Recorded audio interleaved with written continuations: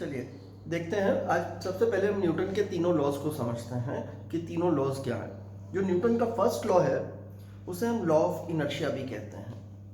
Law of inertia हमें कहता है कि किसी भी बॉडी की स्टेट जो है, यानी कि रेस्ट की या मोशन की, यूनिफॉर्म मोशन की स्टेट, उस स्टेट में तब तक किसी तरह का कोई चेंज नहीं हो सकता जब तक उस बॉडी पे कोई net external unbalanced force act नहीं करती। इसका मतलब है अगर कोई बॉडी रेस्ट पे है तो वो तब तक रेस्ट पे रहेगी जब तक उस बॉडी के ऊपर कोई एक्सटर्नल अनबैलेंस्ड फोर्स एक्ट नहीं करती। इसी तरह अगर कोई बॉडी किसी वेलोसिटी से मूव कर रही है तो वो वेलोसिटी उसकी तब तक चेंज नहीं हो सकती जब तक उसके ऊपर कोई net external unbalanced force act नहीं करती। हम इसको ऐसे बोलते हैं, according to Newton's first law of motion, the state of rest or the state of uniform straight line motion of a body remains conserved until and unless the body is acted upon by some external unbalanced force.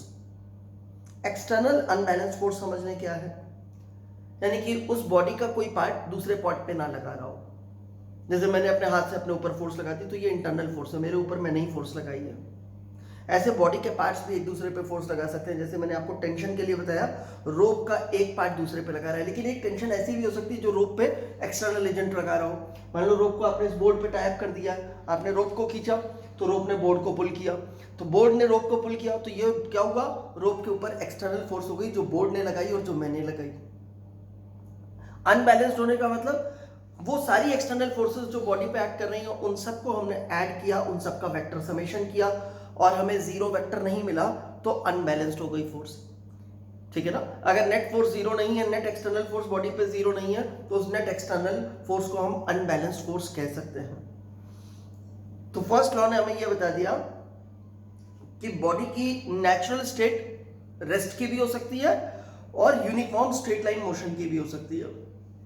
Natural state का मतलब जब उसके ऊपर कोई compulsion नहीं है, कोई external force नहीं एक्ट कर रही, उस समय की बात कर रहे हैं। तो ऐसा नहीं है कि जब एक्सटर्नल फोर्स नहीं एक्ट करेगी तो बॉडी रेस्ट पे ही होनी चाहिए। द बॉडी में बी इन मोशन, अगर वो मोशन में होगी तो उसका मोशन चेंज नहीं होगा, उसकी वेलोसिटी चेंज नहीं होगी। वेलोसिटी चेंज नहीं होने का मतलब rate of change of velocity with time आप एक्सेलरेशन कहते थे, अगर वेलोसिटी चेंज नहीं होगी तो एक्सेलरेशन नहीं होगा। ठीक है, तो फर्स्ट लॉ की क्लियरिटी हमारे को हो चुकी है कि फर्स्ट लॉ हमें क्या बताता है। इनर्शिया एक ऐसी कैरेक्टरिस्टिक है, फीचर है जो डिपेंड करता है मास के ऊपर। It is a measure of mass. देखिए कैरेक्टरिस्टिक है, फीचर है, मैं कह रहा हूं क्वालिटी है, तो ये मेजरेबल नहीं है। जो कैरेक्टरिस्टिक्स होते हैं, जो फीचर्स होते हैं, जो क्वालिटीज होती हैं वो मेजरेबल नहीं होती हैं। जैसे rose is a beautiful flower, beautiful होना एक कैरेक्टरिस्टिक है, इसे आप मेजर नहीं कर सकते। कितना ब्यूटीफुल है ऐसा कोई यूनिट नहीं है जिसमें आप मेजर करके बता दोगे। ठीक है, जैसे हमने कहा she has a cute smile, तो अब ये क्यूट होना, उसकी स्माइल क्यूट होना, this is a characteristic, this is a feature. इसे मेजर नहीं किया जा सकता कि वो कितनी क्यूट है। ठीक, सिमिलर वे में लेकिन हर कैरेक्टरिस्टिक किसी ना किसी चीज पे डिपेंड करता है। जैसे आप बिना देखे नॉर्मल सर्कमस्टेंसेस ले रहे हैं, कोई एक्स्ट्राऑर्डिनरी एबनॉर्मल केसेस नहीं कंसिडर कर रहे हैं। यहाँ पे हम नॉर्मल में बात करें, अगर हम नॉर्मल सिचुएशंस को कंसिडर करते हुए कि आपने आंखें बंद की हुई हैं और आप किसी अननोन पर्सन की आवाज सुनते हैं, तो ये आवाज सुन के ही आप कंक्लूड कर लेते हैं कि वो अडल्ट पर्सन मेल है या फीमेल है। आप डिस्टिंग्विश कर पाते हैं बिना सुने। तो ये आप एक कैरेक्टरिस्टिक के बेसिस पे डिस्टिंग्विश कर पाते हैं मेल और फीमेल का वॉइस को, जिसे हम श्रिलनेस बोलते हैं, पिच बोलते हैं। तो फीमेल पिच ज्यादा होती है फीमेल वॉइस की, मेल वॉइस की पिच कम होती है। लेकिन पिच मेजरेबल नहीं है, पिच को मेजर नहीं कर सकते, पर पिच किसी ना किसी तरह से एक मेजरेबल क्वांटिटी पर डिपेंड करती है, जिसे हम फ्रीक्वेंसी कहते हैं। बिल्कुल उसी तरह से इनर्शिया जो है वो मास डिपेंडेंट है। जितना ज्यादा मास उसी के अकॉर्डिंगली उतना ज्यादा उसका इनर्शिया होगा। ठीक है ना। More mass means more inertia, less mass means less inertia. तो देखो पहले लॉ ने हमें बता दिया कि बॉडी की नेचुरल स्टेट रेस्ट की भी हो सकती है, मोशन की भी हो सकती है, और बॉडी की जो भी नेचुरल स्टेट है रेस्ट की या मोशन की, अगर उसमें कोई चेंज आपको करना है तो वो तब तक नहीं हो सकता जब तक उसके ऊपर कोई net external unbalance force act नहीं करेगी। ठीक, अब सेकेंड लॉ की बात करते हैं, न्यूटन का सेकेंड लॉ।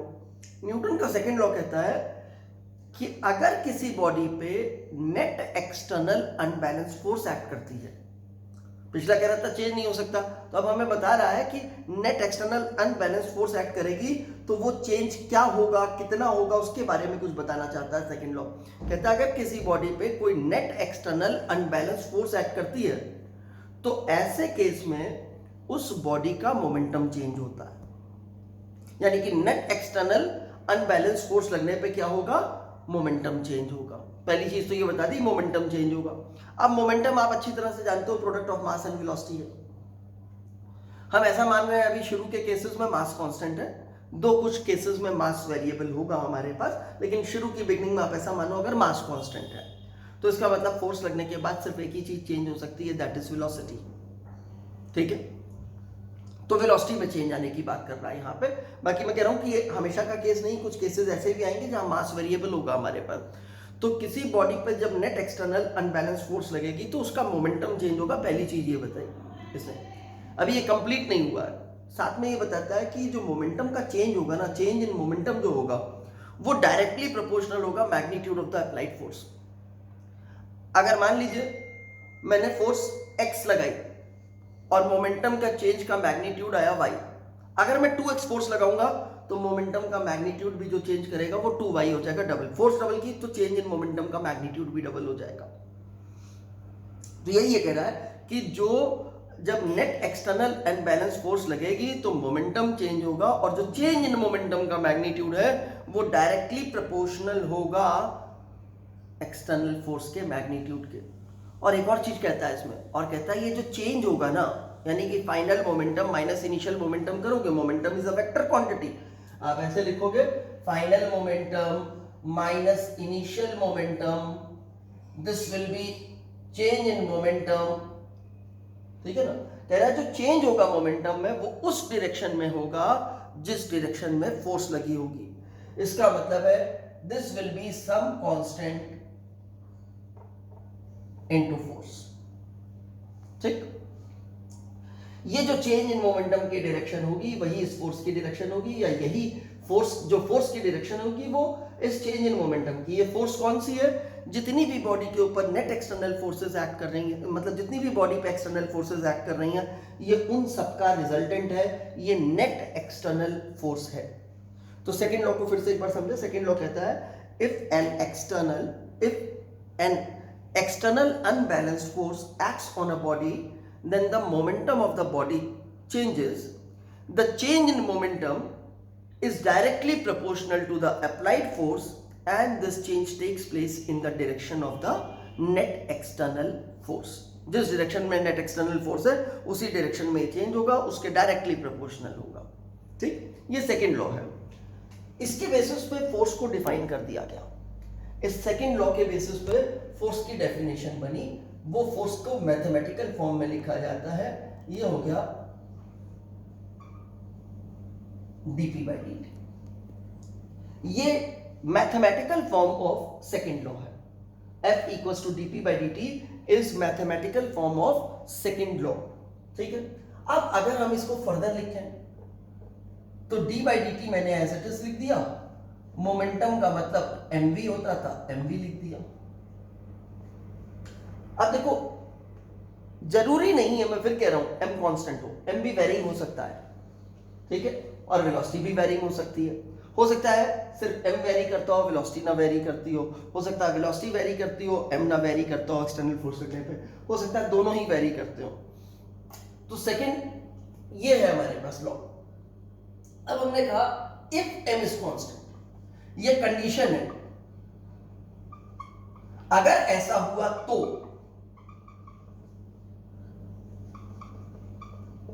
अब m कांस्टेंट है तो m डेरिवेटिव के बाहर लिख सकते हैं, d by dt के लेफ्ट में लिख सकते हैं, then force equals to m into dv by dt हो गया हमारे पास ये।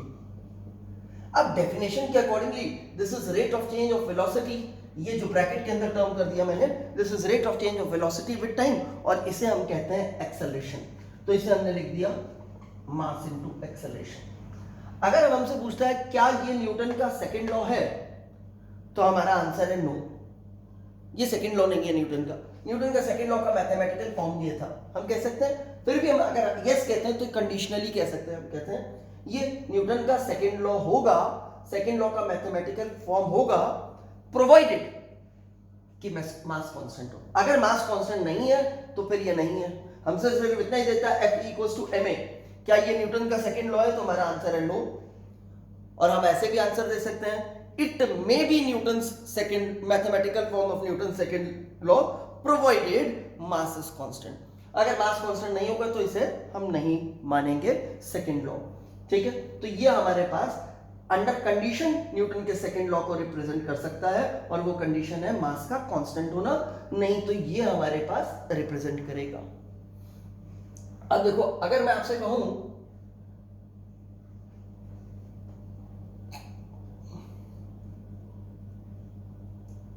फोर्स, ये नेट एक्सटर्नल अनबैलेंस्ड फोर्स किसी बॉडी पर लगी थी वो है, और डेल पी उसका चेंज इन मोमेंटम है।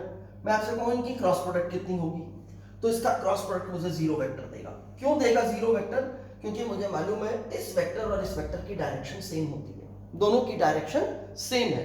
यही तो कहा था कि इस मोमेंटम का जो चेंज है, ये चेंज इन मोमेंटम जो है उसकी डायरेक्शन वही होती है जो इस एक्स फोर्स की होती है। इसका मतलब इन दोनों के बीच का एंगल जीरो है, और जब हम क्रॉस प्रोडक्ट निकालेंगे तो हम लिखेंगे इसका मैग्नीट्यूड इनटू इसका मैग्नीट्यूड इनटू साइन थीटा, और फिर एक डायरेक्शन बताने के लिए एन कैप फैक्टर लिखेंगे, लेकिन वो साइन थीटा वाला टर्म जीरो हो गया तो नल वेक्टर आ गया हमारे पास। ठीक, तो ये हमारे पास न्यूटन का सेकंड लॉ है। देखो शुरू में क्या होगा, मोस्ट ऑफ द क्वेश्चंस जिनके साथ हम डील करेंगे उसमें मास कांस्टेंट होगा, तो हम न्यूटन के सेकंड लॉ को F = ma लिख रहे होंगे, नेट फोर्स = मास इनटू एक्सेलरेशन लिख रहे होंगे। तो क्या हो सकता है, एक प्रॉब्लम हो सकती है इसकी वजह से कि आपको मेरी ये बताई हुई बात भूल जाए कि ये न्यूटन का सेकंड लॉ नहीं है। इसलिए इसको कहीं पे लिख करके रखना कि ये न्यूटन का सेकंड लॉ नहीं होता है, इसे सेकंड लॉ माना जा सकता है under the condition m is constant, और हर कुछ दिन में उसको पढ़ना। नहीं तो क्या होगा, अचानक ही किसी दिन आपको इसकी जरूरत पड़ेगी और उस समय आपने इतने क्वेश्चन लगा लिए होंगे न्यूटन से लॉ के ऊपर, जिसमें बार बार आप न्यूटन के according to Newton second law ये लिख रहे होगे, according to Newton second law ये लिख रहे होगे। कारण क्या होगा, उन सारे क्वेश्चंस में मास कांस्टेंट होगा, और मेजॉरिटी क्वेश्चन मैं कह रहा हूँ उसी कैटेगरी को बिलोंग करते हैं। तो हो सकता है कि ये आज की डिस्कस की हुई बात आपके दिमाग से स्किप हो जाए, आपको लगे आप न्यूटन सेकंड लॉ की जगह F = ma ही तो यूज कर रहे थे। इसीलिए कह रहा हूँ इस बात को कहीं अच्छे से लिख लीजिएगा, ऐसी जगह लिखिएगा जहां आप नहीं लिखते हैं। जैसे ये पेज है आपका, पेज में कॉलम्स बनी होती हैं, ऊपर का ये कुछ पोर्शन होता है, आपने यहीं पे लिख दिया, ये अलग कलर के पेन से लिख दिया कि जब भी आप खोलोगे तो आपको ये चीज स्ट्राइकिंग दिखेगी। और अलग लिखा है तो देखते ही आपका दिमाग भी रिकॉल करेगा कि आपने अलग में क्या लिखा था। ठीक है, स्पेशल फैक्ट हो गया हमारे लिए। तो अब हमें एक तरह से हम माने न्यूटन का सेकंड लॉ क्लियर हो गया, कम थ्योरेटिकली तो हमें मालूम चल गया न्यूटन का सेकंड लॉ क्या है। देखो फर्स्ट लॉ ने हमें क्या बताया था कि स्टेट ऑफ रेस्ट और स्टेट ऑफ मोशन जो है वो कब तक चेंज नहीं होगा। ठीक है, सेकंड लॉ ने हमें क्या बताया, उसने फर्स्ट लॉ ने बता दिया फोर्स लगेगा तो चेंज होगा। सेकंड लॉ ने अलग क्या बताया, उसने हमें ये तो बताया ही कि चेंज होगा, साथ में ये भी बताया कि वो चेंज जो है वो इस फोर्स पे किस तरह से डिपेंड करता है। दो टर्मिनोलॉजी में बताया, एक तो बताया इसी के डायरेक्शन में होगा चेंज, दूसरा बताया इस फोर्स के डायरेक्टली प्रोपोर्शनल है। ठीक है, मतलब अगर कोई ऑब्जेक्ट है, मान लो हमें कहा गया उसके ऊपर 10 न्यूटन की फोर्स लगाई गई ईस्ट डायरेक्शन में, 10 न्यूटन की फोर्स ईस्ट डायरेक्शन में लगाई गई, और उसके मोमेंटम के चेंज का मैग्नीट्यूड आया हमारे पास 2 kg/s। 10 न्यूटन ईस्ट में फोर्स लगने पे चेंज इन मोमेंटम है 2 kg/s ईस्ट। ईस्ट तो हमें अपने आप नहीं भी बताता तो हमें मालूम था ईस्ट, क्योंकि जिस डायरेक्शन में नेट फोर्स लगी है चेंज इन मोमेंटम उसी डायरेक्शन में होगा। नेट फोर्स अगर ईस्ट में थी तो ये नहीं भी बोले ईस्ट, तो चेंज जो है वो उसका मैग्नीट्यूड 2 kg/s है, और फिर हमसे पूछे किस डायरेक्शन में हुआ चेंज, तो हम ऑटोमेटिकली फोर्स की डायरेक्शन देख करके बता देंगे कि किस डायरेक्शन में, क्योंकि नेट एक्सटर्नल फोर्स एक ही फोर्स लगाई गई है यहाँ पे और वो ईस्ट में लगी है तो वही नेट एक्सटर्नल फोर्स है। फिर हमसे कहता है अगर मान लो इसी पे हम 10 न्यूटन की फोर्स की जगह 50 न्यूटन की फोर्स लगाते हैं ईस्ट डायरेक्शन में, 5 गुना ज्यादा फोर्स लगा दें इससे, तब क्या होगा, चेंज इन मोमेंटम। अब जब हमने 10 लगाई थी तो 2 kg मीटर पर सेकेंड का चेंज था, हमने इधर फोर्स 5 टाइम कर दी है तो उधर क्या होगा, चेंज इन मोमेंटम का मैग्नीट्यूड भी 5 टाइम हो जाएगा, यानी कि 2 × 5 10 kg मीटर पर सेकेंड हो जाएगा ये। चलिए अब बात करते हैं न्यूटन के थर्ड लॉ की।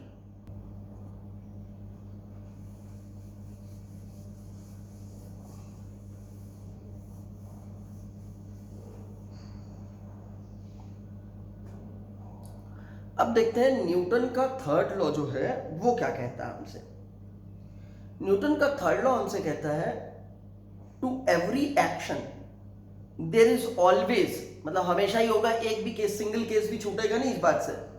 For every action there is always an equal and opposite reaction and action and reaction act on different bodies.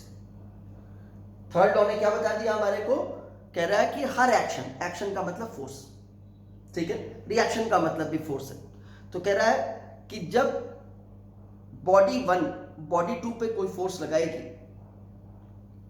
तो ये श्योर है कि बॉडी 2 भी बॉडी 1 पे फोर्स लगाएगी। जो बॉडी 1 ने बॉडी 2 पे फोर्स लगाई, अगर वो एफ वेक्टर है तो बॉडी 2 जो बॉडी 1 पे फोर्स लगाएगी, यानी कि जो रिएक्शन होगा इसका वो माइनस एफ वेक्टर होगा, इसी के मैग्नीट्यूड के बराबर, डायरेक्शन में ऑपोजिट, ठीक है। ये थर्ड लॉ है। इसमें इंपॉर्टेंट बात क्या क्या है, फोर्सेस हमेशा पेयर में एग्जिस्ट करेंगी। अगर हम पूरा यूनिवर्स कंसिडर करें तो उसमें जो फोर्सेस होंगी वो हमेशा क्या होंगी हमारे पास, अगर हम सेकंड लॉ को लेके चले तो उसके अकॉर्डिंगली वो इवन नंबर में होंगी फोर्सेस, ठीक है ना। जैसे मैं कहूँ 1011 फोर्सेस हो सकती हैं, तो नहीं हो सकती, या इवन नंबर नहीं है, पॉसिबिलिटी ही नहीं है। हमें मालूम नहीं वो कितनी फोर्सेस हैं, लेकिन न्यूटन का सेकंड लॉ हमें ये बता रहा है कि वो हमेशा इवन नंबर में होंगी, क्योंकि हर एक्शन के लिए एक रिएक्शन है, तो जितने एक्शन होंगे उतने रिएक्शन होंगे, तो नंबर ऑफ एक्शन इनटू 2 करेंगे तो वो सारी फोर्सेस हमारे को कितनी फोर्सेस लग रही हैं वो मिलेंगी। अब ध्यान रखिएगा, एक्शन और रिएक्शन क्योंकि अलग अलग बॉडी पे एक्ट कर रहे हैं, तो ऐसा ना हो कि आप इनका सम 0 लिखने लगे। आपको अलग से बोलता है कि एक्शन और रिएक्शन का सम कितना होगा तो आप 0 कह सकते हो, लेकिन सिंगल बॉडी के ऊपर थोड़ी लग रहे हैं। किसी बॉडी के ऊपर नेट फोर्स लगाने के लिए आप इसे 0 मत कर दीजिएगा कि रिएक्शन भी उसी पे ले लिया, इसलिए आपको क्लियरली बताया गया कि रिएक्शन अलग बॉडी पे है। बॉडी 1 पे अगर आप फोर्सेस बॉडी 1 के ऊपर देख रहे हो तो ऐसा ना हो कि जो बॉडी 2 पे फोर्स लगी वो आप बॉडी 1 पे भी कंसिडर कर लो, ऐसा नहीं होता। अब देखो, हम ऐसे समझते हैं, एक हॉर्स है, उसके साथ एक कार्ट अटैच्ड है, घोड़ा गाड़ी हो गई है। अब हॉर्स रोड पे खड़ा है, यानी कि ये सिस्टम रेस्ट पे है। सिस्टम क्या हो गया हमारा, हॉर्स एंड कार्ट मिला करके दोनों रेस्ट पे है। अब कुछ देर के बाद हॉर्स क्या करता है, चलने की कोशिश करता है। इस चलने की प्रोसेस में वो कार्ट पे उन रोप्स की मदद से फोर्स लगाता है जो उसको और कार्ट को अटैच कर रही है, टाई अप है जिससे कार्ट उसके साथ। तो क्या होता है, हॉर्स उस कार्ट के ऊपर फोर्स लगाता है। अब अगर हॉर्स ने उस कार्ट के ऊपर फोर्स लगाई है तो वो कार्ट भी उतनी फोर्स लगा देगा, पर ऑपोजिट डायरेक्शन में। तो इस सिस्टम पे ये फोर्स कितनी हो गई, ये फोर्स तो सिस्टम पे 0 हो गई, क्योंकि सिस्टम में क्या आ गया, कार्ट भी आ गया और हॉर्स भी आ गया। तो सिस्टम बोला तो दोनों पे लगने वाली सारी फोर्सेस कंसिडर करूंगा, तो फिर मोशन में कैसे आएगा कार्ट। अगर नेट फोर्स सिस्टम पे 0 है तो सिस्टम को रेस्ट पे रहना चाहिए, क्योंकि न्यूटन का जो पहला लॉ है उसने कहा था कि किसी सिस्टम, बॉडी को आप सिस्टम भी कह सकते हो, उसमें एक से ज्यादा बॉडी भी हो सकती है, कॉम्बिनेशन ऑफ बॉडीज हो सकती हैं। जैसे ये marker, this is one body, आप इसको ट्रीट करते हो, लेकिन एक्चुअली में देखो तो इसके बहुत से पार्ट हैं। 2 मैंने अलग कर दिए, अभी इसको यहाँ से खोल दिया जाए तो इसके अंदर से और चीजें भी निकल आएंगी और पार्ट्स भी हो जाएंगे, तो सेवरल पार्ट्स हैं, लेकिन दिस इज वन बॉडी। तो ऐसे ही हम जो चीजें एक दूसरे से अलग नहीं हो रही हैं उनको जनरली हम प्रेफर कर लेते हैं मोस्ट ऑफ द टाइम्स कि एक सिस्टम ले लें, एक बॉडी की तरह ट्रीट कर लें, ठीक है। तो जो सिस्टम है उस सिस्टम के ऊपर अगर नेट एक्सटर्नल फोर्स 0 है, यानी कि कार्ट प्लस हॉर्स, तो फिर वो मूव कैसे करेगा, तो वो मूव नहीं कर सकता। पर आप कहोगे सर कार्ट तो मूव कर रहा है और हॉर्स भी मूव कर रहा है, आपने कहा नहीं मूव करेगा, तो आप देखो आपने शायद कोई फोर्सेस छोड़ दी हो लेने में। तो हम देखते हैं एक्चुअली में इस कार्ट और इस हॉर्स के ऊपर कौन कौन सी फोर्सेस लग रही हैं।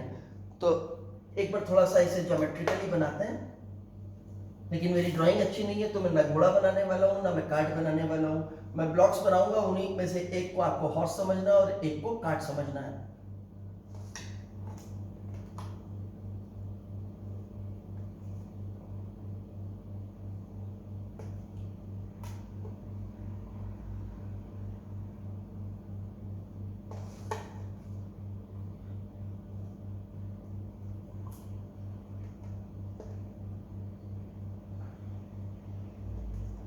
मान लीजिए ये हॉर्स है और ये कार्ट है, ये उनको टाइप करने वाली आइडियल रोप है। मोस्ट ऑफ द टाइम हम रोप को, स्ट्रिंग को आइडियल ले रहे होंगे। जिस समय वो आइडियल नहीं होगी हमें क्वेश्चन डायरेक्टली इनडायरेक्टली इंडिकेट करेगा। Most of the time ideal के लिए भी इंडिकेट करेगा, लेकिन जब साइलेंट रह जाएगा, किसी भी तरह का कोई इंडिकेशन नहीं देगा डायरेक्ट इनडायरेक्ट, तो इसका मतलब हमें आइडियल ट्रीट करना होगा। और आइडियल नहीं होगी तो 100% गारंटी है कि डायरेक्ट इनडायरेक्ट इंडिकेशन क्वेश्चन में प्रेजेंट होगा, जिससे आप ये कंक्लूड कर सकें कि वो चीज आइडियल नहीं है आपके पास। वो हम लेटर ऑन समझेंगे कि कैसे कैसे हमें मालूम चलेगा। अब हॉर्स ने इधर मूव करने की कोशिश की, तो उसने इस मूवमेंट के प्रोसेस में क्या किया, इस रोप को पुल किया। तो जैसे ही उसने इस रोप को पुल किया तो इस रोप ने उसको पुल किया। यानी कि अगर मैं अब हॉर्स अलग कर लूं और हॉर्स के ऊपर फोर्सेस देखूं,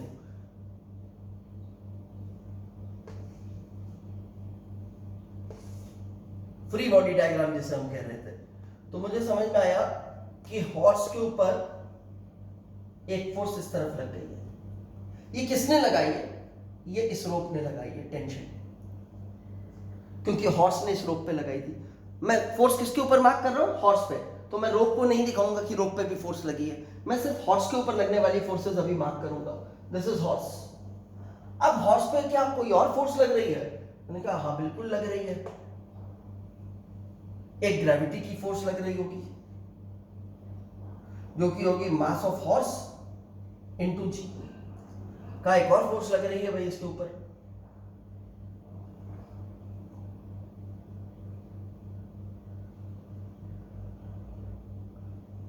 ग्राउंड जिसके ऊपर, जिस रोड पे वो खड़ा उसने जो उसके ऊपर रिएक्शन की फोर्स लगाई है, ये उसके चारों पैरों पे लग रही होगी। चारों मान लो अभी रोड के ऊपर है, उनका रिजल्टेंट एक ही बार में एक मार्क कर दिया, सभी ऊपर लग रही थी। Normal reaction perpendicular to the surface होता है और पुशिंग होता था, तो ये अपवर्ड हो गया।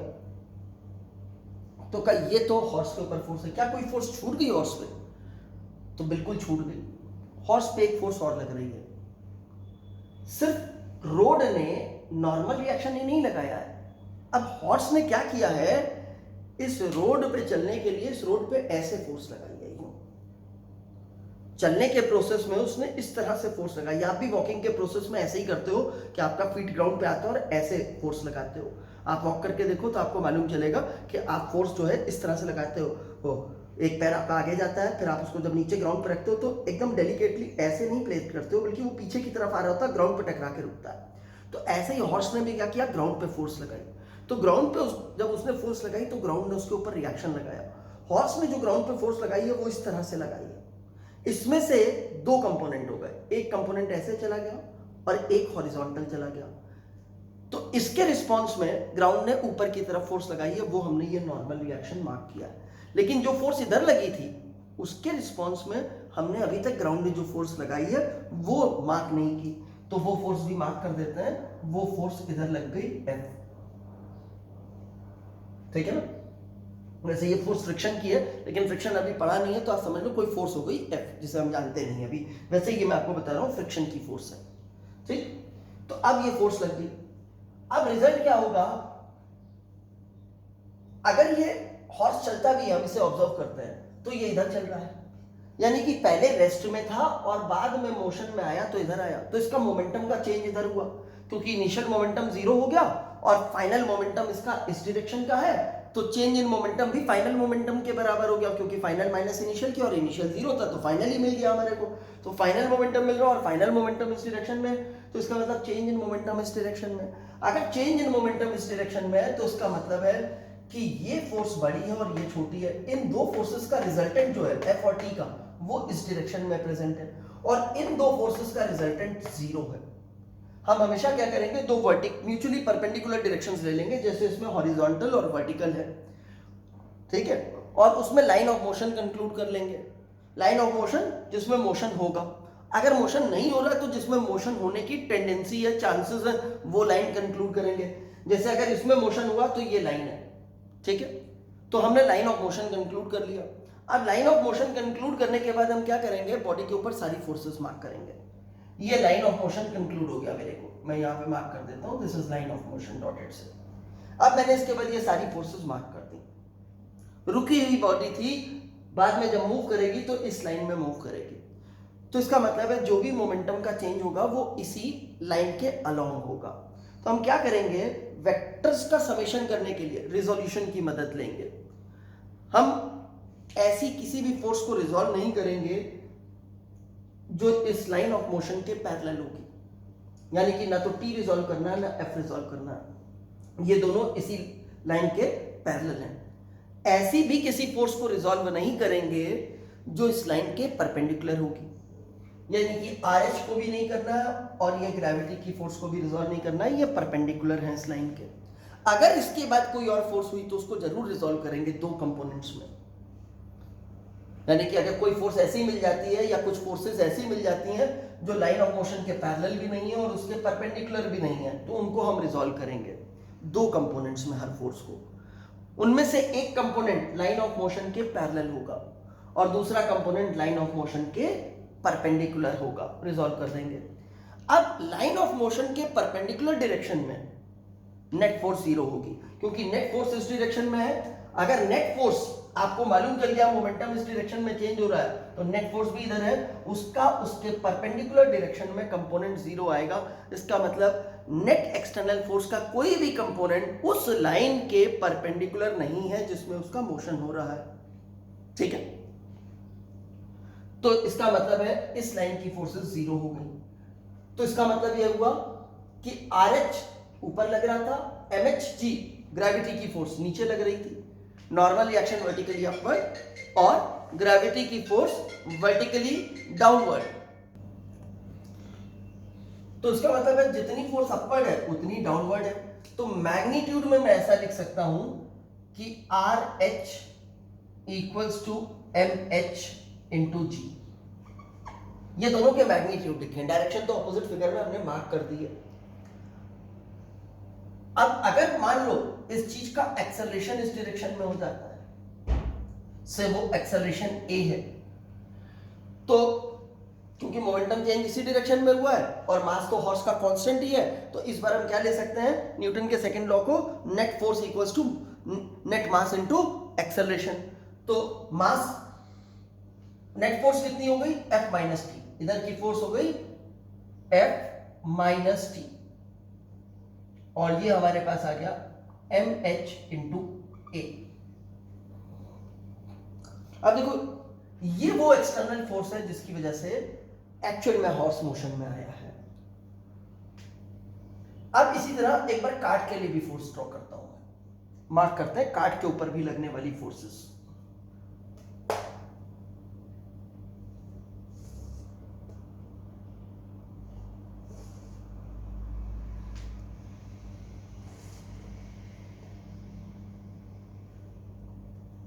सपोज ये कार्ड है, इस कार्ड पे कौन कौन सी फोर्स लगेगी। जब हॉर्स ने रोप को पुल किया तो रोप ने हॉर्स को पुल किया, लेकिन रोप के ऊपर जो फोर्स लगी उसको देखें। रोप को भी एक बार बना लेते हैं और रोप के ऊपर फोर्स देखते हैं।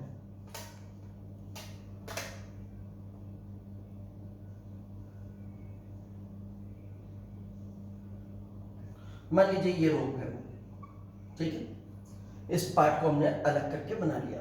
तो एक फोर्स तो हॉर्स ने लगा दी इसके ऊपर इस डायरेक्शन में। रोप आइडियल है, आइडियल होने का मतलब उसका मास हमें जीरो लेना है, इनएक्सटेंसिबल लेना है। ये जितनी लेंथ है उतनी लेंथ ही है, ये कभी चेंज नहीं होगी, और इस रोप का मास जीरो ट्रीट करना है। तो एक फोर्स इधर लग गई, जब ये फोर्स लगी तो इस रोप की टेंडेंसी हुई कि इधर मूव कर जाए, लेकिन ये रोप तब तक नहीं मूव कर सकती जब तक ये कार्ट नहीं मूव करेगा, क्योंकि अब रोप की लेंथ बढ़ नहीं सकती है, और जब तक ये इधर जाएगा नहीं, जब तक ये वाला पोर्शन इधर नहीं जाएगा, यानी कि कार्ट इधर नहीं जाएगा। तो रोप ने क्या किया, काट को अपनी तरफ पुल किया, रोप ने काट को अपनी तरफ पुल किया। काट पे भी फोर्स मार्क करता जाता हूं, तो ये रोप ने लगा दी काट के ऊपर फोर्स, ठीक है। अभी इसकी वैल्यू मैं लिख दूंगा कितनी है, ये भी टेंशन होगी। लेकिन अगर रोप ने काट पे लगाई तो न्यूटन के थर्ड लॉ के अकॉर्डिंगली काट भी क्या करेगा, तुरंत ही उतनी फोर्स ऑपोजिट डायरेक्शन में लगा देगा। तो काट ने रोप के ऊपर इधर फोर्स लगा दी। मान लो ये फोर्स T1 है या T डैश है, ठीक है, इसे भी मार्क कर दो T डैश है। अब इस रोप के ऊपर ग्रेविटी एक्ट नहीं करेगी mg, क्योंकि इसका मास नहीं है, मतलब यही दो फोर्सेस हो गई इस रोप के ऊपर। तो कहा अब रोप भी इधर एक्सेलरेट करती है, अगर ये हॉर्स इधर जाएगा तो उसके साथ साथ ये रोप भी जाएगी, उसके साथ साथ ये काट भी जाएगा, यानी कि इस पूरे सिस्टम का ही एक्सेलरेशन a होगा। तो ये रोप भी इधर एक्सेलरेट करती है, तो इसका मतलब नेट फोर्स इसी डायरेक्शन में होनी चाहिए, और वो नेट फोर्स यहां से मिल रही है T minus T dash equals to mass of rope into a। लेकिन मास ऑफ रोप तो जीरो था, अगर मास ऑफ रोप जीरो था तो यहां से T minus T dash equals to zero हो गया, इसका मतलब T dash equals to T हो गया। आपको बोला भी था कि अगर जो है आइडियल रोप होगी तो उसके हर पार्ट में, हर सेगमेंट में टेंशन इक्वल होगी, ठीक है, क्लियर है ये जी। तो ये T डैश T के इक्वल है, यानी कि ये T डैश हो गई इक्वल्स टू T हो गया हमारे पास। अब देखते हैं काट पे और कौन कौन सी फोर्स लग रही है। काट पे एक फोर्स इधर लगी, ये कौन सी है, ये ग्रेविटी की फोर्स है, that is mass of cart into जी। एक फोर्स काट पे इस डायरेक्शन में लगी, ये कौन सी है, जो नॉर्मल रिएक्शन लगा, नॉर्मल रिएक्शन और काट। अगर फ्रिक्शन है भी, वैसे तो हमने फ्रिक्शन पढ़ी नहीं, मोस्ट ऑफ द केसेस में नहीं आएगा, लेकिन मान लो अगर फ्रिक्शन है भी तो वो ये इधर स्लाइड करना चाहता है, स्लिप करना चाहता है, तो वो फोर्स फ्रिक्शन की इधर आ जाएगी, मान लो F डैश। अब इसका भी लाइन ऑफ मोशन यही है, तो इस लाइन ऑफ मोशन के अलोंग जो भी फोर्स है उसको रिजॉल्व नहीं करना, तो एक ही फोर्स इसके लाइन के अलोंग है, दैट इज T, उसे रिजॉल्व नहीं किया। इस लाइन के जो परपेंडिकुलर है उसे भी रिजॉल्व नहीं करना, ये दोनों फोर्सेस इसके परपेंडिकुलर है, यानी कि no force need to be resolved in this case also. अब क्योंकि मोशन इधर होगा, मोमेंटम का चेंज इधर होगा, तो नेट फोर्स भी इधर होगी, इसका मतलब इस डायरेक्शन में नेट फोर्स जीरो होगी। नेट फोर्स तभी जीरो हो सकती है इस डायरेक्शन की जब ये नॉर्मल रिएक्शन और ये ग्रेविटी की फोर्स का मैग्नीट्यूड इक्वल हो जाए। तो हमने लिखा RC माइनस MC इंटू जी, या RC इक्वल्स टू MCG कह लो, ये हो गया हमारे पास। और यही अकेली फोर्स इस डायरेक्शन में और मोमेंटम भी इसी डायरेक्शन में चेंज हो रहा है, तो यही नेट फोर्स है। तो T equals to mass of cart into acceleration A आ गया, ठीक है। नहीं सॉरी, दो फोर्सेस थी, आई एम सॉरी, एक ये भी है, T minus F dash equals to MC into A। अगर F डैश नहीं होता तो T equals to MC into A आ जाता।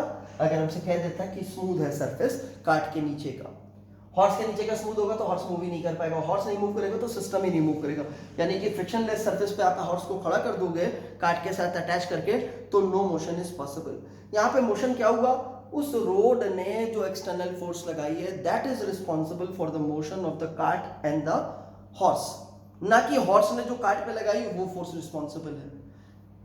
हाँ, हॉर्स ने जो काट पे फोर्स लगाई है, मैं ये कह सकता हूं कि ये जो T डैश फोर्स है जो अभी कहा था रोप ने लगाई, उसको मैं ऐसे भी बोल सकता हूं, हॉर्स ने ये काट पे लगाई है with the help of rope, rope की मदद से उसने लगाई है, ऐसा भी बोल सकता हूं। तो मतलब इनडायरेक्ट वे हो गया बोलने का कि हॉर्स ने काट के ऊपर ये फोर्स लगा दी रोप की मदद से।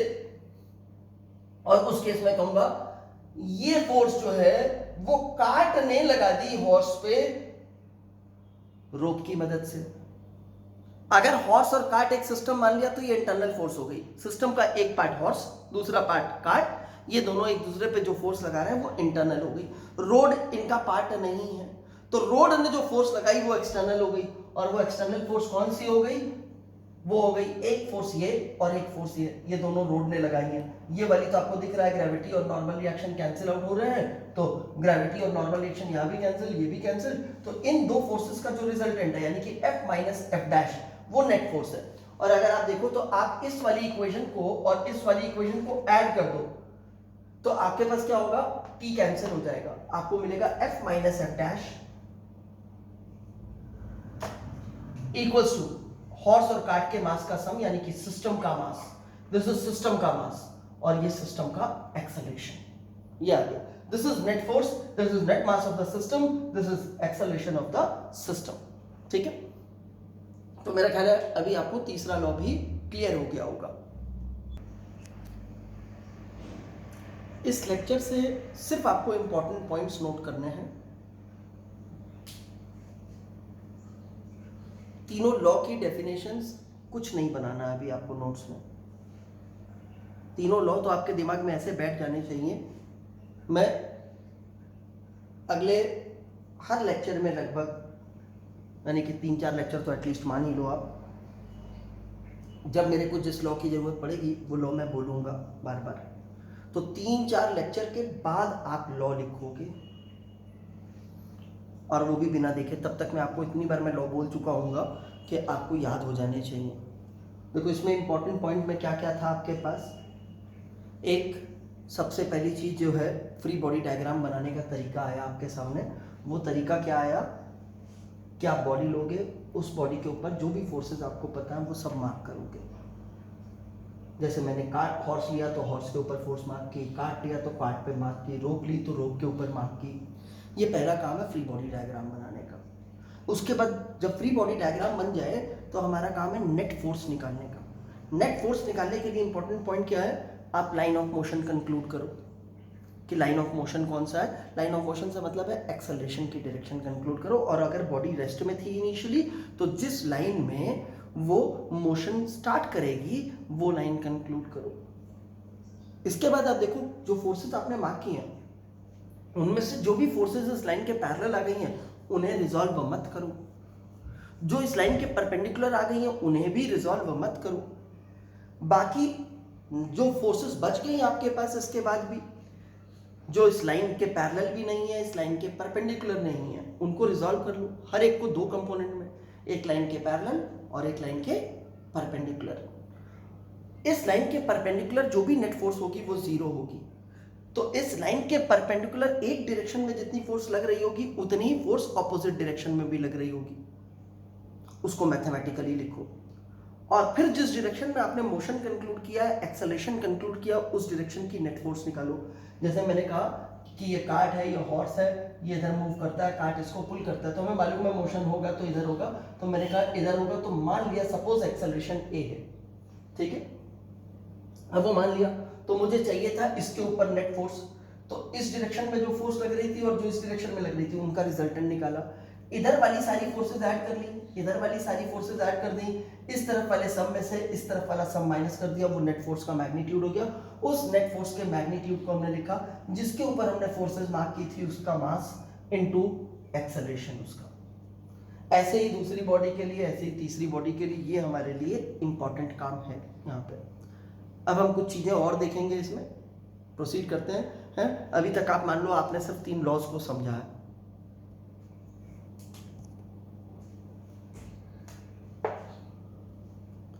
सपोज ये स्मूथ हॉरिजॉन्टल सरफेस है, स्मूथ होने का मतलब फ्रिक्शन नहीं है, इस पे 3 ऑब्जेक्ट्स प्रेजेंट हैं, they are in contact with each other, एक दूसरे को टच करते हुए 3 ऑब्जेक्ट्स रखे हुए हैं।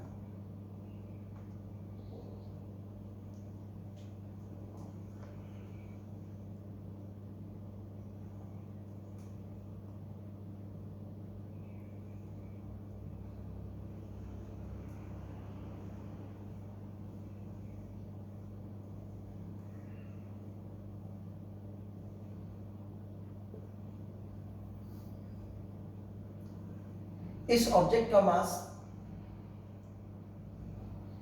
m1, बीच वाले का मास m2 और राइट मोस्ट वाले का मास m3।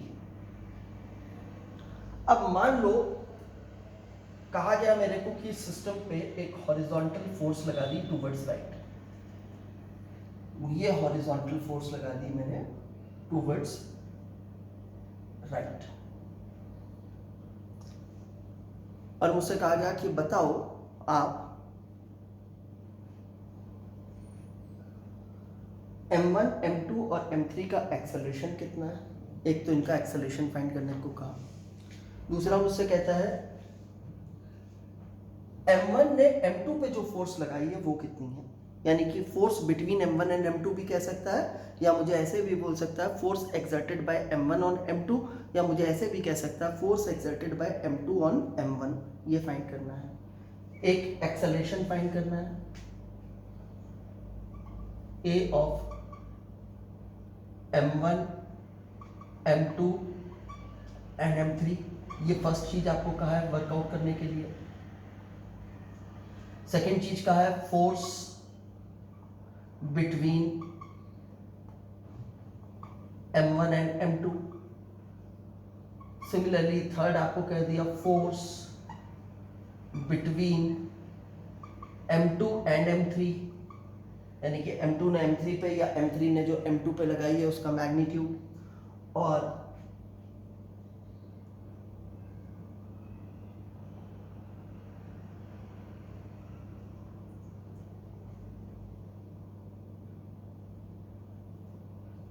या चलो net force on m2, net force on m2 भी कहा है। हमें ये चार चीजें निकालनी है मान लो इस क्वेश्चन में, फर्स्ट, सेकंड, थर्ड, फोर्थ। हम शुरू में बिगनर हैं, पहला आंसर तो मैं ओरली एक लाइन में निकालना, आपको ओरली निकालना बता दूंगा कैसे निकालना है, लेकिन शुरू में हम इस काम को यूज नहीं करेंगे।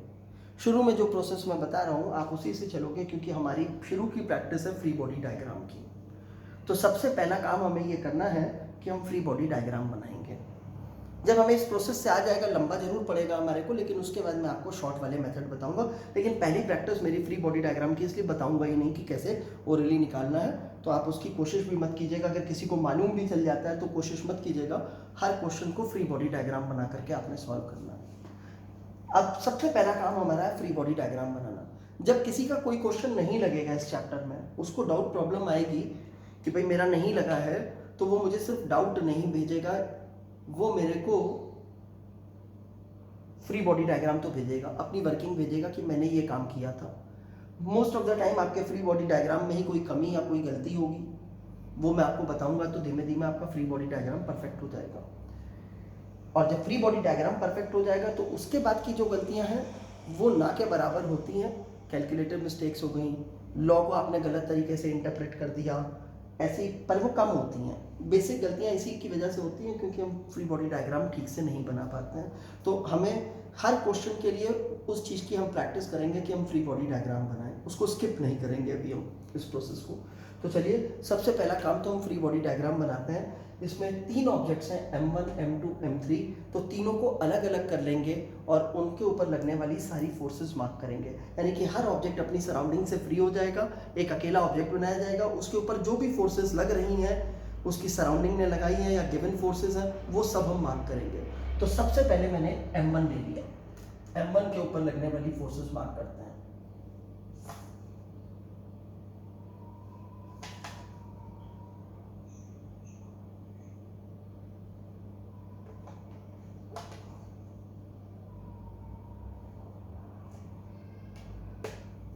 एक गिवन फोर्स है m1 के ऊपर F, वो मैंने एज इट इज मार्क कर दी F, ठीक है। अब मुझे लगा इसके ऊपर ग्रेविटी की फोर्स लगेगी m1 के ऊपर, तो मैंने ग्रेविटी की फोर्स मार्क कर दी का m1g। फिर मुझे लगा ग्राउंड इस पे नॉर्मल रिएक्शन भी लगाएगा, वो भी मार्क कर दी r1। अब मैंने सोचा अगर ये तीनों ऑब्जेक्ट रखे थे, सोचो कोई फोर्स नहीं लगाई थी, तो ये तीनों रेस्ट पे पड़े थे, ये तीनों रेस्ट पे ही रहेंगे। लेकिन जब मैं फोर्स लगाऊंगा तो ये फोर्स लगाई मैंने, तो रिजल्ट क्या होगा? अपनी कॉमन लाइफ की एक्सपीरियंस से आप बताओ, अपनी ऑब्जर्वेशन से आप सोचो कि ये सिस्टम अगर मूव करता है तो किधर मूव करेगा। वेल क्लियर है कि फोर्स इधर लगाइए तो इधर ही मूव करेगा, ठीक है ना। तो मैं मान लेता हूं कि सिस्टम का एक्सेलरेशन इधर जो है वो a होगा। इसका मतलब है m1 पे जब फोर्स लगी ये f, तो m1 इधर मूव करना चाहता है, लेकिन m1 तब तक इधर मूव नहीं कर सकता जब तक m2 यहां से हटेगा नहीं, क्योंकि m1 उस जगह पे आना चाहता है जो m2 ने ली हुई है। तो जब तक m2 नहीं हटेगा तब तक वो जगह कैसे लेगा वहां पे। तो रिजल्ट क्या होगा कि ये m1 m2 पे एक फोर्स लगा देगा, पुशिंग। अब ये पुशिंग फोर्स है और कांटेक्ट की फोर्स है। क्यों लगा? क्योंकि m2 इससे टच कर रहा था। सोचो m2 इससे दूर होता तो क्या ये m2 पे फोर्स लगाता? ये नहीं लगाता। तो अब सोचो हमने कौन सी फोर्स पढ़ी थी जो दो सरफेसेस के बीच में लगती थी और पुशिंग इन नेचर होती थी, तो आपको याद आएगा वो नॉर्मल रिएक्शन होता था। तो इसका मतलब है m1 ने m2 के ऊपर एक फोर्स लगा दी रिएक्शन की इस डायरेक्शन में। तो रिजल्ट क्या होगा? थर्ड लॉ के अकॉर्डिंगली न्यूटन के इतनी ही फोर्स m2 भी लगा देगा। तो m2 ने इसके ऊपर एक फोर्स लगा दी। ये 1 और 2 के बीच की फोर्स है तो मैंने इसे R12 लिख दिया, ठीक है ना। 1 और 2 के बीच का नॉर्मल रिएक्शन R12 लिख दिया। ये मास m1 पे लगने वाली फोर्सेस हो गई, ठीक। मुझे ऐसा लगता है कि यही 4 फोर्सेस हैं, मैंने यही 4 फोर्सेस इसके ऊपर मार्क कर दी। अब मैं चला गया m2 की फोर्स बनाने के लिए, या आप चाहो तो इसी के साथ साथ इक्वेशंस भी बना सकते हो। अगर आपको इक्वेशंस बनानी है तो आज का लाइन ऑफ मोशन कंक्लूड करो। वो आप कंक्लूड कर चुके हो कि एक्सेलरेशन इधर, तो इसका मतलब ये इधर मोशन करेगा। तो लाइन ऑफ मोशन ऐसा है, ये दो फोर्स रिजॉल्व नहीं करनी है, F और R12। क्यों नहीं रिजॉल्व करनी है? क्योंकि ये उस लाइन के पैरेलल है। ये दोनों फोर्सेस भी रिजॉल्व नहीं करनी है, क्यों? क्योंकि ये उस लाइन के परपेंडिकुलर हैं। तो कोई फोर्स रिजॉल्व करने के लिए बची नहीं। कहा इस डायरेक्शन की फोर्स यानी कि वर्टिकल डायरेक्शन की फोर्सेस नेट फोर्स 0 है, तो जितनी अपवर्ड है उतनी ही डाउनवर्ड है, क्योंकि मोमेंटम का चेंज इधर हुआ है तो नेट फोर्स इधर है, उसका कोई कंपोनेंट ऊपर और कोई कंपोनेंट नीचे नहीं मिलेगा। तो इसका मतलब है मेरे को मिला R1 का मतलब है m1g इन मैग्नीट्यूड। ये मैग्नीट्यूड इक्वेट करा है, डायरेक्शन तो इनकी ऑपोजिट है। अब F लग रही है राइट की तरफ, R12 लग रही है लेफ्ट की तरफ। अगर F नहीं लग रही होती और सिर्फ R12 लग रही होती तो ये ऑब्जेक्ट इधर एक्सेलरेट करता। अगर F लग रही होती और ये नहीं लग रही होती तो ये इधर ही मोमेंटम चेंज करता। लेकिन अब दोनों लग रही हैं, पर हमने ऐसा माना है कि मोमेंटम का चेंज तो इसी डायरेक्शन का है। इसका मतलब F बड़ा है और R12 छोटा है, क्योंकि F जीत गया, एक्सेलरेशन उसने इधर दे दिया। तो नेट फोर्स कितनी हो गई? F minus R12, F minus R12 net force हो गई। और नेट फोर्स होती है मास इनटू एक्सेलरेशन। जिस बॉडी को लिया उसका मास, ये net force mass into acceleration कब होती है? जब, ध्यान रखना, मास कांस्टेंट है। और इस प्रोसेस में हम समझ रहे हैं ऐसे फोर्स लगाएंगे तो m1 का मास थोड़ी बदल जाएगा, तो m1 का मास उतना ही है। तो ये हमने पहली उससे दो इक्वेशंस बना ली, फर्स्ट एंड सेकंड। ये दो इक्वेशंस हमने पहली बॉडी के फ्री बॉडी डायग्राम से कंक्लूड की। अब कहा m2 का फ्री बॉडी डायग्राम बना लेते हैं बिल्कुल सेम तरीके से। तो m2 को बनाया मैंने,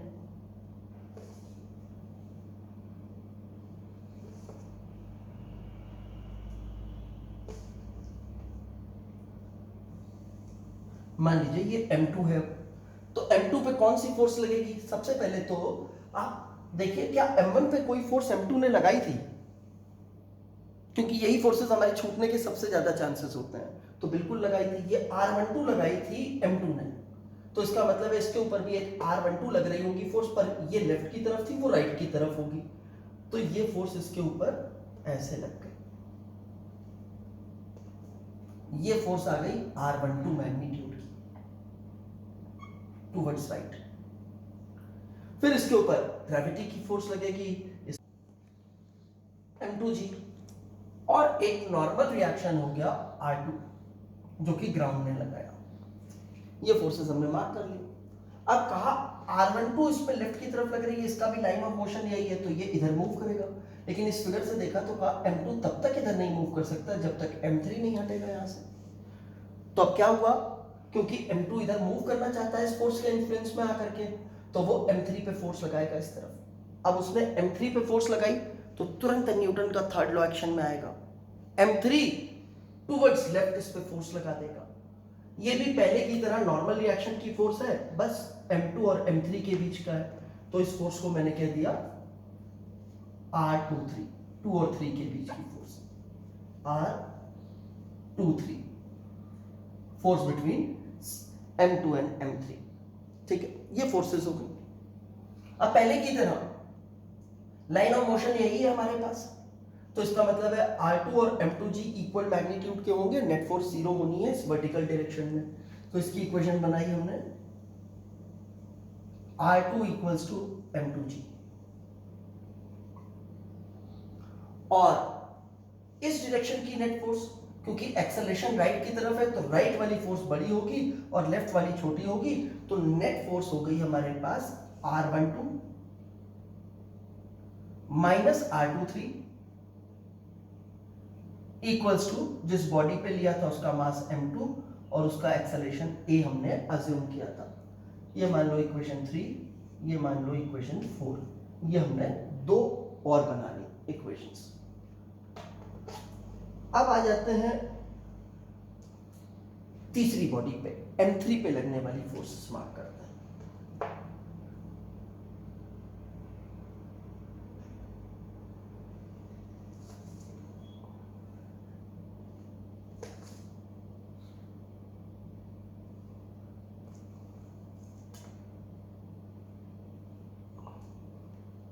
आप देख रहे हैं मेरे कोई एफर्ट्स नहीं है इन ऑप्शंस को सॉल्व करने में। शुरू में मेरा सिर्फ एक ही एफर्ट है, किसी तरह से फ्री बॉडी डायग्राम बन जाए मेरा। तो फ्री बॉडी डायग्राम बनाने के लिए ही सिर्फ कोशिश कर रहा हूं मैं। एक बार बनेगा तो उसके बाद सोचेंगे कैसे हम सॉल्व कर सकते हैं। फ्री बॉडी डायग्राम बन जाए और मैं लॉज के अकॉर्डिंगली मैथमेटिकल फॉर्म में हर फ्री बॉडी डायग्राम को रिप्रेजेंट कर सकूं, उसकी मैथमेटिकल वर्किंग रिप्रेजेंट कर सकूं। तो अब M3 पे आते हैं। M3 M2 के कॉन्टैक्ट में, तो M2 उसके ऊपर फोर्स लगा सकता है। उसके लिए आप M2 पे, क्योंकि फोर्सेस ऑलरेडी मार्क कर चुके हैं, तो सबसे पहले चेक कीजिए क्या M3 ने M2 पे कोई फोर्स लगाई है। बिल्कुल लगाई थी, R23 टूवर्ड्स लेफ्ट। तो इसका मतलब है M2 ने न्यूटन के थर्ड लॉ के अकॉर्डिंगली इसके ऊपर R23 मैग्नीट्यूड की फोर्स लगाई होगी और वो लगाई होगी टूवर्ड्स राइट। इनमें से एक एक्शन है तो दूसरा रिएक्शन है। बिसाइड दिस ग्रेविटी की फोर्स लगेगी और ग्राउंड नॉर्मल रिएक्शन लगाएगा। तो M3 पे ग्रेविटी की फोर्स, ये M2 ऑब्जेक्ट था, ये हो गया M3G और ये मान लीजिए M3G और ये वाली फोर्स मान लीजिए R3। ये तीन फोर्सेस हमने इसके ऊपर मार्क की। अब हमें मालूम है मोशन इस डायरेक्शन में तो है नहीं, एक्सेलरेशन इस डायरेक्शन का है, तो इसका मतलब R23 के इफेक्ट में ये इधर मूव करना चाहेगा। ये फिगर देखा, ये इधर मूव करना चाहेगा। इसको अपोज करने वाला, इधर मूव करने से रोकने वाला, इसका विरोध करने वाला कोई नहीं है। M1 जब इधर मूव करना चाहता था तो M2 अपोज कर रहा था, उसके ऑपोजिशन की फोर्स मार्क की थी ये। जब M2 इधर मूव करना चाहता था तो M3 ने अपोज किया था उसे। लेकिन M3 जब राइट में मूव करना चाहता है तो there is no object present, उसके राइट में ऐसी कोई सराउंडिंग नहीं है जो उसका अपोज करे, उस पर फोर्स लगाए। तो यही इसके ऊपर नेट फोर्सेस हो गई, यही तीन फोर्सेस हो गई। ये M3 ऑब्जेक्ट हो गया हमारे पास। अब इसमें भी नेट वर्टिकल डायरेक्शन की फोर्स को 0 होना है, तो R3 इक्वल्स टू M3G हो गया। और R23 एक ही फोर्स है, हॉरिजॉन्टल डायरेक्शन में राइट की तरफ है और राइट की तरफ ही एक्सेलरेशन है, तो यही नेट फोर्स है। इन तीनों फोर्सेस का रिजल्टेंट यही फोर्स है हमारे पास। और नेट फोर्स होती है मास इनटू एक्सेलरेशन, जिसके ऊपर ये फोर्सेस मार्क की है। मास है M3, एक्सेलरेशन है A। ये हमने इसको भी कर लिया। अब हमने सोचा हमें निकालना क्या है। हमें कहा एक्सेलरेशन निकालना है M1 M2 M3 का, सभी का एक्सेलरेशन सेम है, यानी कि किस A निकालना है हमारे को। तो अब मैंने देखा कौन कौन सी इक्वेशंस हैं जिसमें A आ रहा है। एक इक्वेशन ये है, एक इक्वेशन ये है और एक इक्वेशन ये है। गिवन टर्म्स क्या क्या है क्वेश्चन के, F गिवन है, M1 गिवन है, A मुझे निकालना है, R12 मैंने अपने से अज्यूम किया है। ऐसे ही यहाँ पे R12 R23 मैंने अपने से अज्यूम किया, R23 मैंने अपने से अज्यूम किया, यानी कि R12 R23 और R23 को हटाना होगा। बाकी टर्म्स के रूप में मुझे एक ही वैल्यू निकालनी होगी। तो मैंने सोचा अगर मैं इन दो को ऐड करूं तो इसमें R12 माइनस में है, इसमें R12 प्लस में है, कैंसिल आउट हो जाएगा। फिर मैंने कहा अगर मान लो मैं तीनों को ऐड करूं, तो जब इन दो को ऐड करूंगा तो R12 हट जाएगा, जब इसमें ये भी ऐड होगा तो R23 हट जाएगा, क्योंकि इसमें R23 नेगेटिव में है और इसमें R23 प्लस में है। ठीक है, तो अब फ्री बॉडी डायग्राम तो बना ही चुके हैं, तो मैं ऊपर का मेजर फिगर अपना हटा दे रहा हूं ताकि मैं उसकी जगह पे वर्किंग लिख सकूं।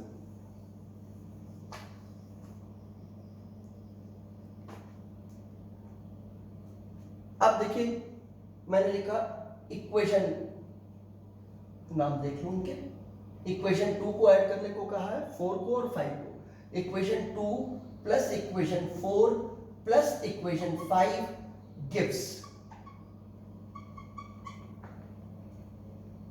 इधर f है, इसमें f नहीं है, इसमें f नहीं है, तो f तो मिल गया मेरे को। R12 माइनस में, R12 प्लस में कैंसिल आउट हो गया, इधर R12 कोई नहीं है तो R12 का टर्म नहीं आया, ये कैंसिल हो चुका है। माइनस R23 है, उसमें R23 ऐड हुआ, कैंसिल आउट हो गया, यानी कि लेफ्ट में सिर्फ बचा f। और राइट में देखें क्या बचा, m1a plus m2a plus m3a, a common ले लो तो ये आ गया m1 plus m2 plus m3 into a, यहां से a को सब्जेक्ट बना लो। This implies a equals to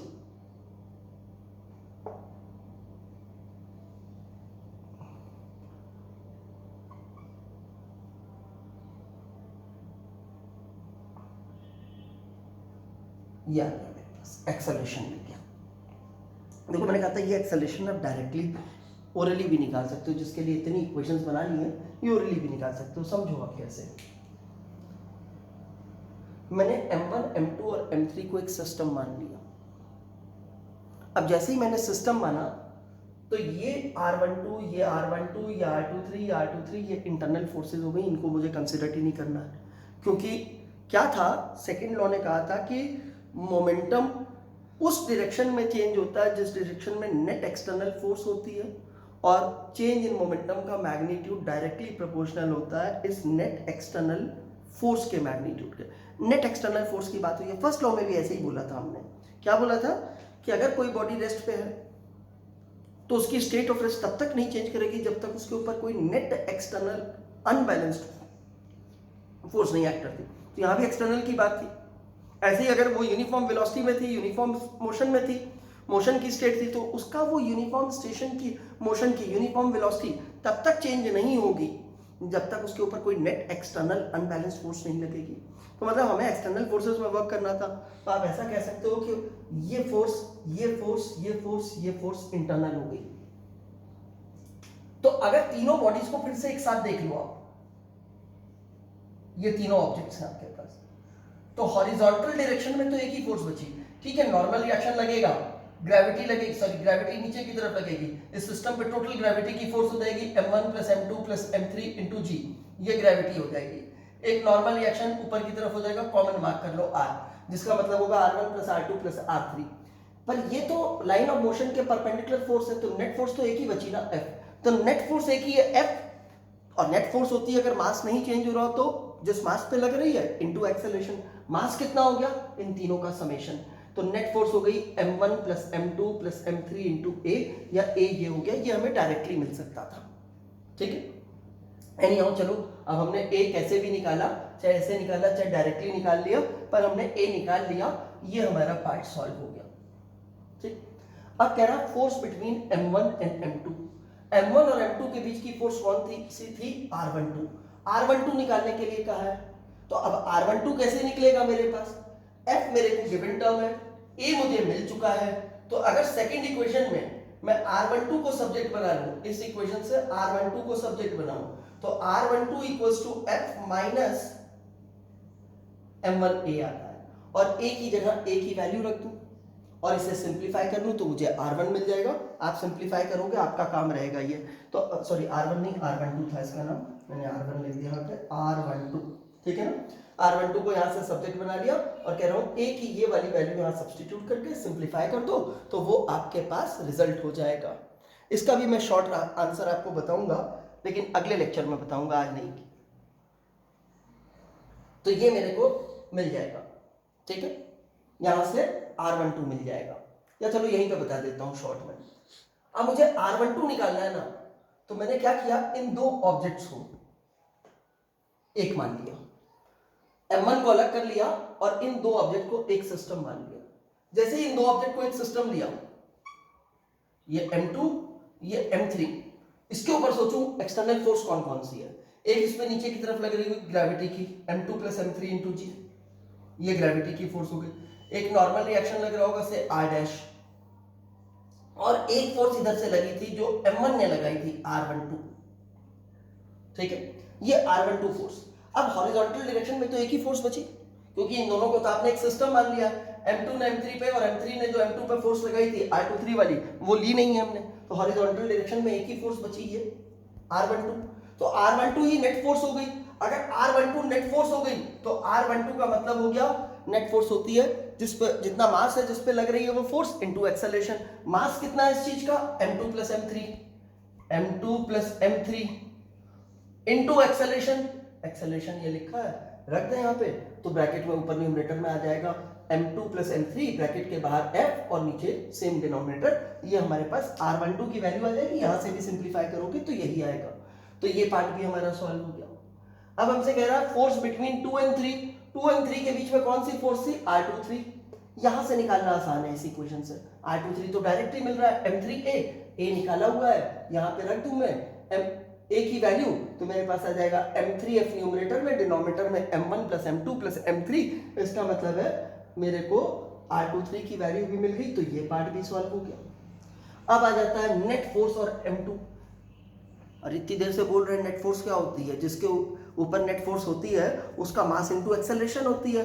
तो अगर मेरे को M2 के ऊपर नेट फोर्स निकालनी है, आप यहां से भी निकाल सकते हो M2 के ऊपर नेट फोर्स, कि इन दो का सम 0 हो गया, R12 minus R23 net force हो गई, तो R12 की वैल्यू निकाल चुके हो, R23 की वैल्यू निकाल चुके हो, सबट्रैक्ट करो उससे भी मिल जाएगा। लेकिन ऐसा भी तो मैं कह सकता हूँ net force mass into acceleration होती है। किस पे नेट फोर्स निकालनी है, M2 पे, तो M2 पे नेट फोर्स जो होगी वो M2 इंटू A होगी। M2 मुझे पता है, A मुझे पता है, M2 से इस A को मल्टीप्लाई कर दूं, that is M2F upon M1 plus M2 plus M3, ये नेट फोर्स हो जाएगी। ये भी पार्ट हमारा सॉल्व हो गया। अभी भी आज आपको HCV से स्टार्ट नहीं करना है, एक लेक्चर और हो जाने दो फिर स्टार्ट करेंगे HCV से। इतनी चीज़ें आप ध्यान रखोगे। हाँ, मैं कुछ क्वेश्चंस आपको जरूर दे दूंगा जिनके फ्री बॉडी डायग्राम्स आपको बनाने होंगे, आप उनके सिर्फ फ्री बॉडी डायग्राम्स बनाओगे, ठीक है।